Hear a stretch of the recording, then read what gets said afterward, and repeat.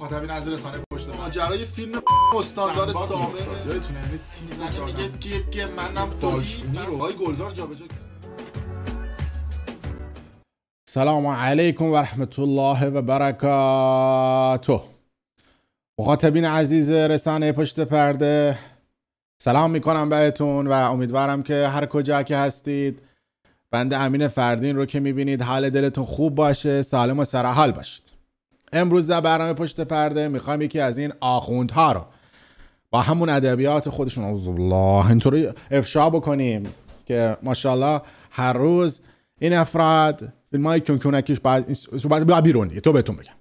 اما قبل از اینکه این فیلماشون رو پخش بکنیم و شاهکاراشون رو به شما بگم چرا نگاه کنید ماشاءالله ریش سیبیل این صحبتا براتون پخش بکنیم.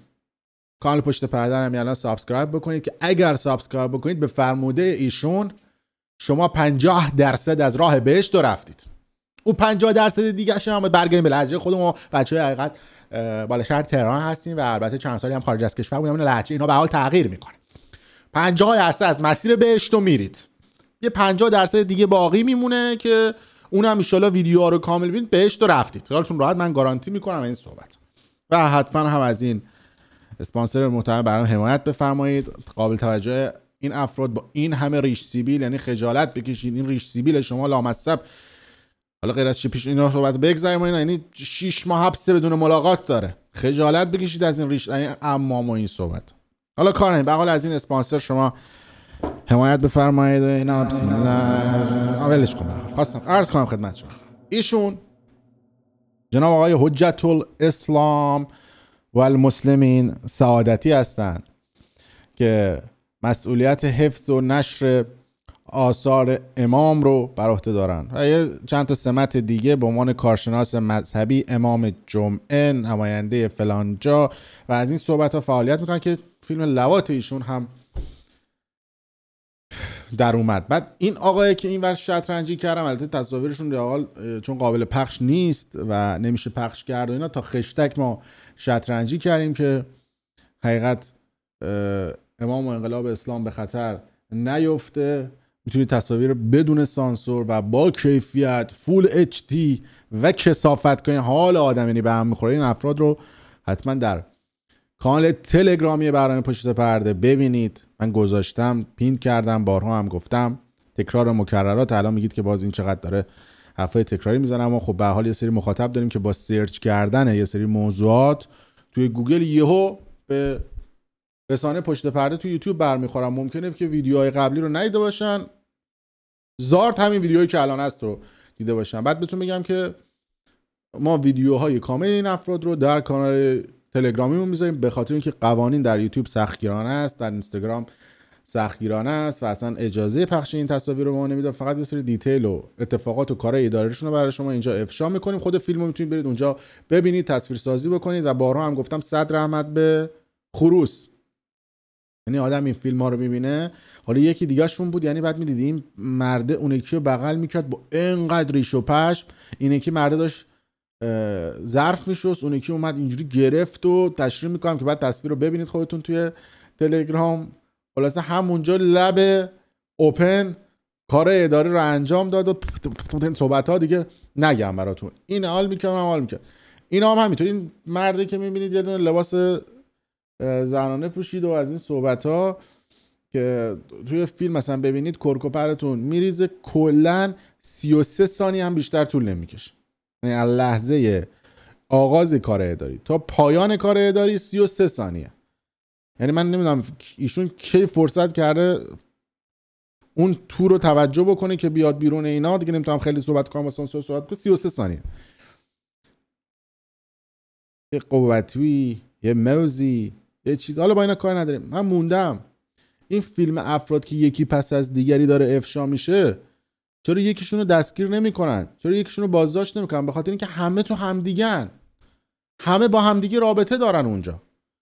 بعد برای همینه به زنا گیر میدن، چون اصلا اینا گرایش به سمت زنا ندارن. برای همین که حجاب اون من موندم اینا نگران حشری شدن مردم، اینا نگران تحریک شدن مردم. خودشون که دیگه تکلیفشون مشخصه. البته بازم میگم به هر حال اینا یه گرایش جنسی که دوست دارن، حالا دور هم دیگه و اینا همه جای دنیا محترمه، ولی همین آدم‌ها بری پیششون تو همون مسجد بشینی پا منبرشون و بگی که حاج آقا حجت الاسلام آیت الله من یه سوال مذهبی دارم و بگی که آقا رابطه مثلا همجنس با همجنس چجوریه، اون یکی میگه حرامه، اون یکی میگه کثیفه، اون یکی میگه کثافته، اون یکی میگه فلان بیسان بهمانه، هزار تا دلیل میارن، حکمشون هم میگن اعدامه، میگن نمیدونم فلان بیسان بهمانه، خودشون میرن با باجناقای خودشون میرن با هم دیگه ارتباط برقرار میکنن، یه نون و لواتیه که دور هم دیگه میخورن و باغ لوات، اینجوری بگم بهتون.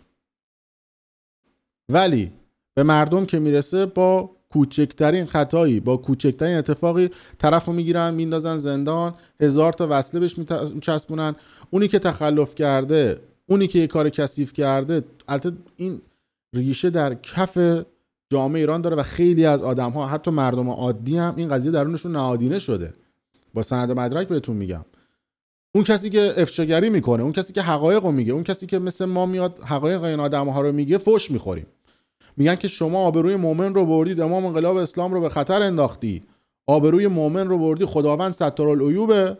بعد از اون طرف خودشون این ور اون ور میرن میگن که چرا این افراد رو یکی نمیاد رسوا بکنه. بابا یه بام و دعوا نمیشه. اگه ما بخوایم اینا رو رسوا بکنیم، بالاخره ما رسوا بکنیم، آبروشون رو ببریم، یا آبروی مؤمنه. بعد طبق فرمایشات خودشون مؤمن رو خب اگه این کارا بکنه خودشون میگن کثیف و فلان و بیسان، اصلا مؤمن نیست، کافره. پس نتیجه میگیریم چیزی که خودشون فتوا دادن نسبت به خودشون مؤمن نیستن. پس آبروی مؤمن نیست، آبروی به قول خودشون کافر. که میرو از این صحبت ها. بعد میگن که نمیدونم خداوند ستارالعیوبه، اگه هر کسی هر گناهی کرده، هر کاری کرده، خب ببخشیدش. اوکی، مگه اینطوریه؟ برید در دادگاه رو ببندید، در پاسگاه و زندانا رو هم ببندید و بگید که هر کسی هر تخلفی کرد، هر گناهی کرد، هر کاری کرد، هر کی نمیدونم یکی رو کشت، هر کسی زد تو گوش یکی، هر کسی تخلف کرد، هر کسی دزدی کرد، چشمون رو به روشون ببندیم دیگه. قاضیان برن قاز بچرونن، وکلا هم همینطور، بازپرس و مأمور و همه چی هم برن قاز بچرونن، بگن که خداوند ستارالعیوبه، خدا میبخشه، ما چرا نبخشیم؟ ما هم میبخشیم. یعنی اونو بخشش چه دور هم دیگه میخوریم. چجور به خودتون میرسه سنگسار و اعدام و حبس ابد و ایکس و وای و زد، وقتی که یکی میاد خودتون رو میخواد افشا بکنه میزنید به امام و انقلاب و اسلام. این صحبت ها که نمیشه. همین آدم بارها و بارها رفته مصاحبه کرده، گفته که آره، همین آقای سعادتی گفته آره نمیدونم زنان بیبند و بار و زنانی که بی‌حجابن رو باید نمیدونم بدترین اتفاقات رو براشون رقم زد و بعد بندازشون زندان و نمیدونم اینا کثیفن و فلانن بیشان. و حالا که فیلم خود در اومده، خود چی میگی؟ خود چه صحبتی الان داری؟ چه واکنشی داری نسبت به این قضیه؟ اینا مش نمونه خروار تا دلتون بخواد هست. الان یکی پس از دیگری داره فیلماشون میاد بیرون، یکی پس از دیگری. بعد من نمیدونم چرا اینا فیلم میگیرن. حالا مثلا یه نمونه شما چند وقت پیش پخش کردن، طرف مثلا تو موبایلش فیلم گرفته بود، بعد موبایلش رو داده بود تعمیرگاه براش درست بکنن، یادش رفته بود فیلمایی که صحبت کارش روش پاک بکنه. اون دوست عزیز تعمیرکارم زحمت کشید یه بکاپ ریزی از اون گرفته بود و در سطح فضای مجازی منتشر کرد. احتمالاً پولش یارو کم حساب کرده بوده. این شده داستان این افراد.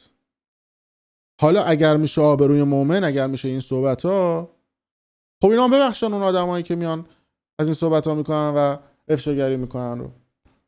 حالا ما داریم برای این افراد. یه لطف بکنید شما حتما کانال پشت پرده رو سابسکرایب کنید، ویدیو برای دوستان خودتون به اشتراک بذارید که داریم برای این افراد. ویدیوش هم من میذارم تو کانال تلگرام برام پشت پرده، برید ببینید، حالتون که به هم میخوره. ولی خب حالا یه عده خیلی چیزن و اینا کنجکاون، ببینن که داستان از چه قرار.